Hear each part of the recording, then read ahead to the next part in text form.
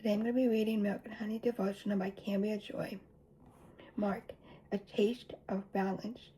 Jesus withdrew with his disciples to the sea, and a great crowd followed from Galilee and Judea, and he told his disciples to have a boat ready for him because of the crowd, lest they crush him. Mark 3:7 and verse 9. We live in a culture of consumerism and achievement, where more equals better.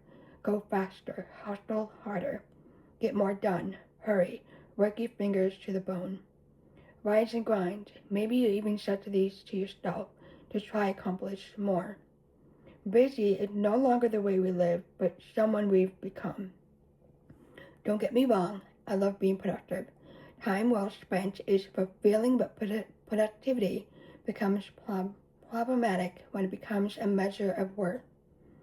When we work to prove our worth, it will suck us dry. But when we work from our worth, we'll be a wellspring for others, not burn out and dried up, but overflowing. There is an idea floating around that Jesus didn't have boundaries based on the fact that he gave his life for us, as if his giving of his life for us means he never set limits. The Jesus I read in the Gospel is not this way.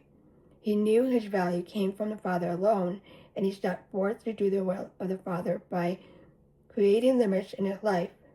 The busier Jesus got, the more he would retreat to be alone on a mountain with his Father. He regularly walked and sat by the beach alone, and even invited his disciples to come away by themselves to a desolate place to find rest.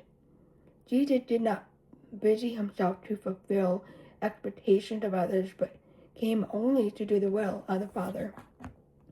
When Jesus was a 12-year-old child, his parents left Jerusalem to go back home after Passover. They didn't realize the child wasn't in the cavern until after they had traveled an entire day. After 3 long days of searching for him back in Jerusalem, they found Jesus sitting in the temple.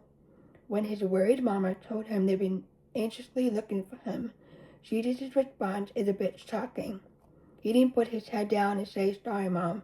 He had the audacity to question his parents. "Why were you looking for me? Did you not know that I must be in my Father's house?"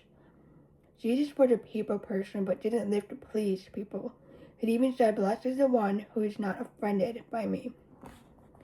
Jesus was never hurried by the demands of others, even the ones he closely knew and deeply loved. Even when his friend Lazarus was dying, he didn't drop everything, pick up his pace, and sprint to heal him. Now Jesus loved Martha and her sister and Lazarus, so when he heard that Lazarus was ill, he stayed 2 days longer in the place where he was. John 11, verse 5-6.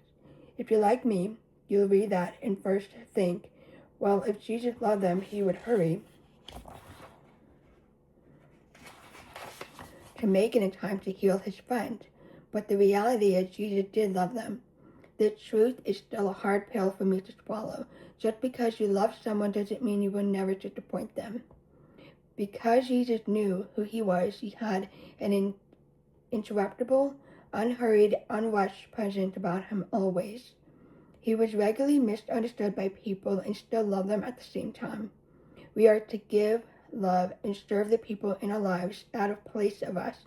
We aren't to live for the approval of people and their every expectation of us, because if we try, it would be like trying to serve 2 masters. Jesus had no limits to his love, but without question had limits to what he committed himself to do. By the way, Jesus arrived after Lazarus had died, and he raised him from the dead. Lazarus got more than healing, he got resurrection. Jesus was productive because he was able to both work and rest. From a place of insurance, he knew where he came from and where he was going.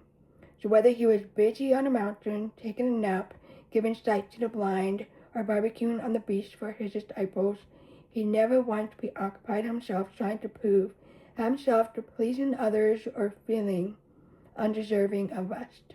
May we busy ourselves resting the truth that sets us free from the need to do more, and discover the only kind of more that's better is more of him. I love that.